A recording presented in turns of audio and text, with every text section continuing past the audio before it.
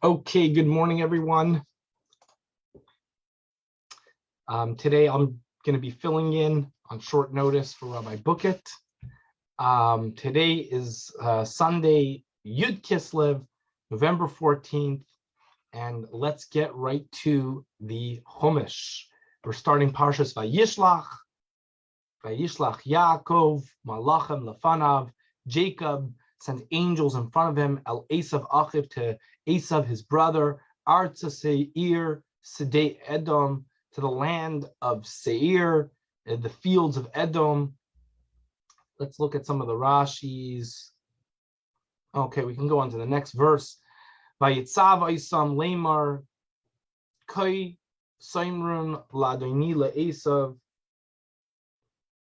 And he commanded them, saying, so shall you say to my master, to Esav, Koyamar Abdecha Yaakov im Lavan Garti v'Eichar ad Ata. I have been journeyed to Lavan, and I've been there till now. What does Rashi say? What does it mean, Garti? Im Lavan Garti. By the way, my father mentioned at the Shalosh Shuddis yesterday, Garti is the same numerical value as of 613 of the mitzvot. He says in Lavan Garti, I lived with, even though I was living with Lavan, I kept the Torah and mitzvot. I was able to keep, even in Charon was the Charon Af. It was a place where God's anger rested. It was a place that was not a healthy environment, but still in Lavan Garti, Yaakov tells Esav, I was able to keep the Torah and mitzvot. But let's see what Rashi says about Garti. I did not become an officer or a dignitary, but a stranger. Garti Milashon Ger. It is not worthwhile for you to hate me on account of your father's blessings, because it's not like all of a sudden I became a great dignitary or officer. Stayed a stranger. Oh, right here Rashi says another explanation. Garti, like I just said, I didn't realize Rashi says it. It has a numerical value of 613. That is to say, I lived with the wicked Lavan, but I kept the 613 mitzvot. Okay, let's go to verse number 6. I have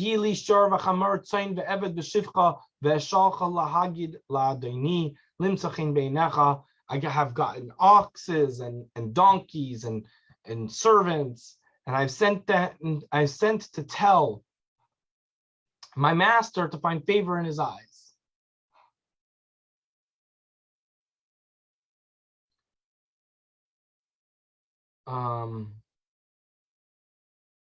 Favor in your eyes, that I'm at peace with you and seek your love. Let's go to verse number 7. Vayeshuva malachim el Yaakov. The angels returned back to Yaakov, Lamar, saying,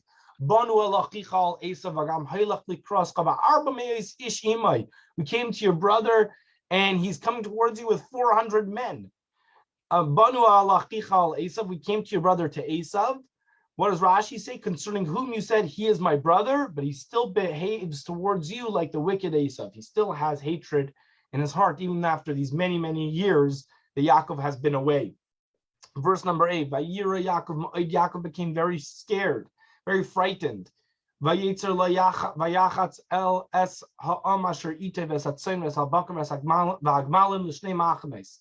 So he divided the people who were with him and the flocks and the cattle and the camels and everything into two camps. Rashi says he was frightened lest he be killed, and he was distressed that he might kill others. Oh, the verse says he was frightened and distressed. So that seems to be a double expression. Why does it say he's frightened and distressed? So he was frightened that he was going to be killed, but he was distressed that he might have to kill somebody else. Verse number 9, Vayomer, and he said, Im yavayu Esav ala machana ha'achas v'hikov ha'machana nishar lefleita. The reason why he split it into two camps, because if Esav comes and strikes one of the camps, at least the remaining camp will be able to be saved.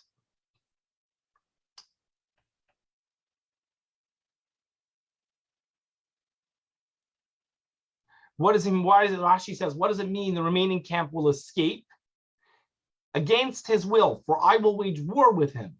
So Yaakov prepared himself for three ways. He prepared for Esav to have a successful encounter with Esav. First thing is he gave a gift. The second thing is he did prayer. And the third thing was he prepared for war.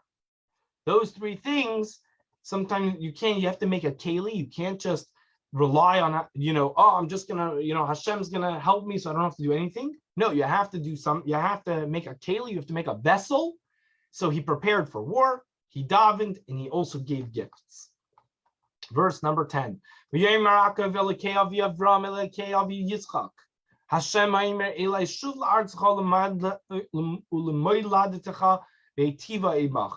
Jacob said, the God of my father Abraham, the God of my father Yitzchak, the God who said to me, return to your land, to your birthplace, and it will be good for you. Verse number 11. Katainti mikala chasadim, mikala emes asher asisa es avdecha, ki b'makli avarti es hayarden hazev ata yisi l'shnei machanais. Become small from all the kindness and from all the truth that you have rendered your servant. For with my staff I crossed this Jordan, and now I have become into two camps. What does he mean I've become small? My merits have diminished because of the kindness. It's like I used up all my my credit in the bank. Because I've used my merits are now less because of everything, all the kindness that you've already given to me. Therefore, I fear lest I've become sullied with sin since that time that you promised me, and it will cause me to be delivered into Esav's hands. And from all the truth that the Mikala Emes, the realization of your words that you kept for me, all the promises that you made to me. Kibemakli, for with my staff. I had with me neither silver nor gold nor livestock, but only my staff. Medrash Haggadah states he placed the staff into the Jordan and the Jordan split. Medrash is another explanation, another example of splitting of water. Verse number 12. Hatzileinina, miyad achi, miyad Esav, save me, deliver me from the hands of my brother, from the hands of Esav. Ki yirei anechi Esav pen yavai v'ikani ema banim.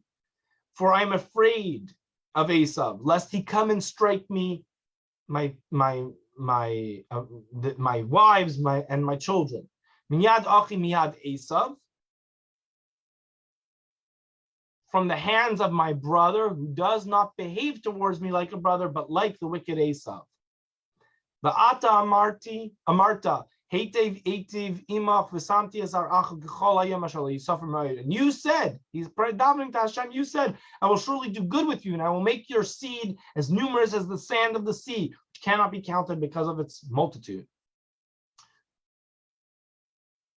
Rashi says, where did he tell him this? Is it not so that he said to him, and your seed shall be like dust of the earth? Where do we see that he said it will be like the sand of the sea?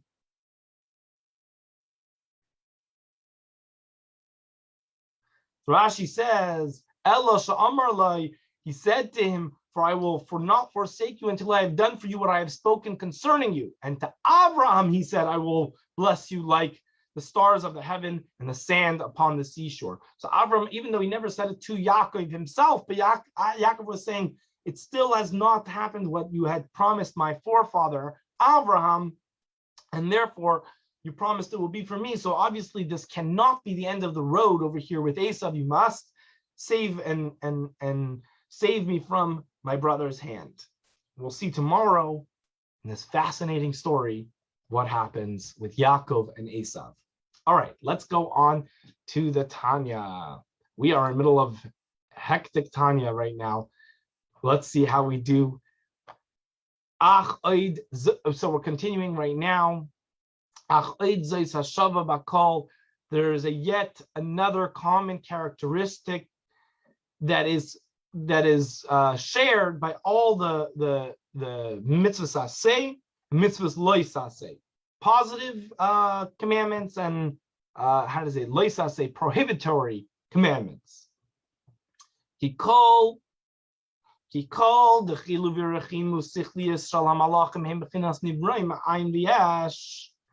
For all intellectually granted fear and love experienced by the angels are created me'ayin v'yesh from nothing. V'hem b'chinas nefesh ruach d'biriya yitzira nasiya. Let's read this paragraph. That's going to hopefully help us. Now, if the intellectually generated awe and love experienced by mortals can likewise not be compared to the study of the laws, why does the Alter Rebbe here choose to speak of angels?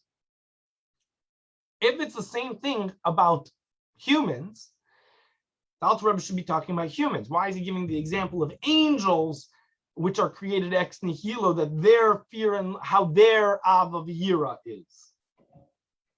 So, to explain, the love and fear experienced by souls is different from the souls themselves, for souls are not actually created beings. And B, the love and fear experienced by souls is, after all, a mitzvah, while that of angels is not. Thus the angels, because angels don't have any Torah mitzvahs, thus the angels' love and fear better stresses their created aspect. And this enables us to understand that even with regard to souls, the essential aspect of love and fear is a created entity. The laws, by contrast, are godliness. There's a lot to think about over there. Avol, prate ha-halachais, the detailed laws of the various mitzvahs, hemamshachais chachma ilah, this comes from the chachma ilah, from the highest level of chachma, the hamatzil baruch hu hamuleshas begashmias, from HaKadosh Baruch Hu, that is manifested in gashmias. Valbasha zu, and this investment is not the same as the investment of the chachma ilah, the highest level of wisdom that is generated from fear and love. Let's again go to these boxes. They'll help us. Supreme wisdom, right? Chachma ilah, which is supreme wisdom, is actually vested in all things, as is soon to be explained. This is especially so with regard to the love and awe which are arised by intellectual activity. For the source, which is like learning about the laws of Torah, for the source of all such activity is Chachma Ilah. The source of all learning is Chachma Ilah. Intellectually aroused love, ava, and yira, love and fear, however, the vestiture takes on a different form. So when you're coming from an aspect of learning, the Chachma, it's fully Chachma Ilah. The Hasam for there, I think when it means there, from when you do it from fear and love, halavushu malim umaster lagamri, the garments conceals and completes and obscures the Chachma Ilah completely. Kehester v'helam haaretz, just like the material earth is hachumrius lagamri Chachma Ilah mudbashas ba, just like the earth itself, the physicality of the world, hides the Chachma Ilah within it. Everything was created by Chachma, but we don't see it because it's completely hidden. And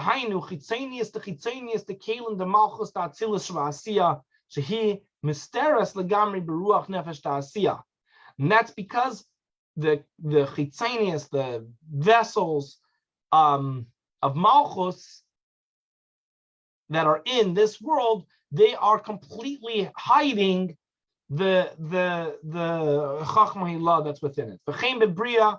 That's not just in the world of Asiya where we are, it's even in Bria.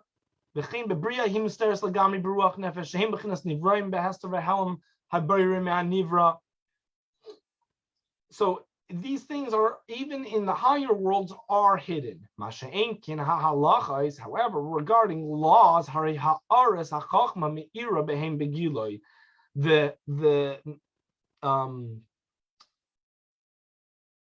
radiance of the wisdom meaning maybe we can't see that it's Chachma Ilah, but we could see that it's got a little bit. And the garments of Asiya, they only serve as a passage. Just like on the Yom Tovim, on the festivals. Chesed Atzilus hamalubosh lagamri bechesed debriya mechaye olam hazeh agashmi al yidei ma'avar chesed diyitzira va'asiya hanikra gamkin hislabshus. You know what? We might need Rabbi Bucket for this one. This is the exact understanding of how the celestial concealment takes place. It seems like it goes through Chesed of Yetzira and Asiya on its way to this Hislapshus, on its way to as it's being covered up. She'im loiking, for if not, it would not be able to affect this physical world.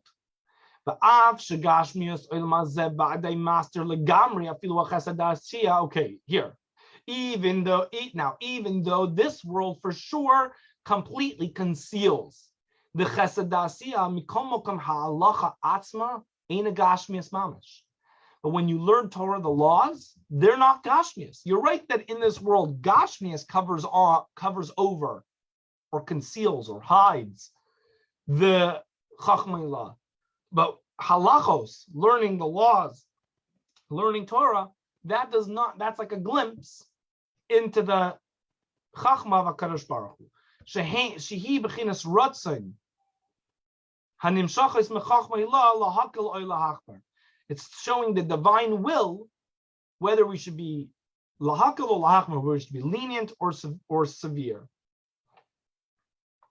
Rak sheyerid umeir b'chinas gilui begashmis kemayim hayardim imakim gavaya. It descends like a water descending from a high place. The laws are actually talking about physical things like kosher, or like any other of the laws, how to actually make tefillin, right? So these laws still go into the physical realm, and that is still master lagamri. The physicality still is master, is still concealing the true intention and the true chachma of Hashem. For example, the laws of one who exchanges a cow for a donkey, famous, Talmudic discussion. And the same as any other, pigul, loy pigul, the chasher, regarding the laws of kosher or something, same thing. What happens is that the laws, learning the laws, is getting a window into HaKadosh Baruch Hu's chachma, but still it comes down into physicality, into physical discussion of what happens when on one exchange there's a cow for a donkey, and whether who owes who money, or if something is kosher. Rakahalacha ba'atzma im atam hanigla. The legal ruling itself, he b'chinas malchus debriya yitzira v'asiya, the b'chinas haneshama, shuhu elakus, hamachaya umahava nefesh ruach debriya yitzira v'asiya. This actual ruling is godliness. Shehem dechilu v'rechinus alam malachim v'anismeis v'chachma bina v'das shalahem me'ayin liyash v'chein hi mirava tzim'ina.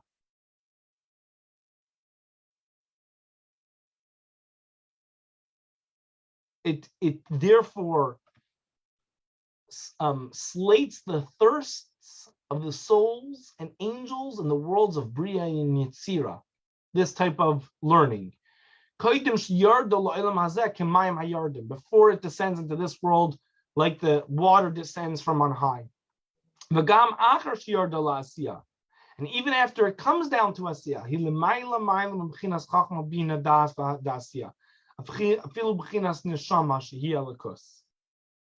okay, this was a little bit above my understanding exactly, but the Alter Rebbe is still going into how learning, when we learn the laws of HaKadosh Baruch Hu, the laws that the Torah gave us, the laws have a more clear, direct channel to Chachma Ilah, to the highest levels of Chachma from HaKadosh Baruch Hu, from God.